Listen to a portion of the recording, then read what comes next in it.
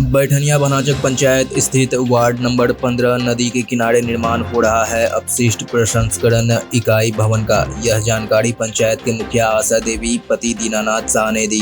उन्होंने बताया कि अपशिष्ट प्रसंस्करण इकाई भवन जल्द बनकर तैयार हो जाएगा। अपशिष्ट भवन बन जाने से पंचायत के सभी कूड़ा कचरा संग्रह करके अपशिष्ट प्रसंस्करण इकाई भवन में रखा जाएगा, जिससे पंचायत स्वच्छ और स्वस्थ होगा तथा वातावरण शुद्ध होगा। मुखिया पति दीनानाथ शाह, ग्राम पंचायत राज बैठनिया भानाचक। ये मेरे पंचायत में लोहिया स्वच्छ अभियान के तहत कचरा डंपिंग बनाया जा रहा है।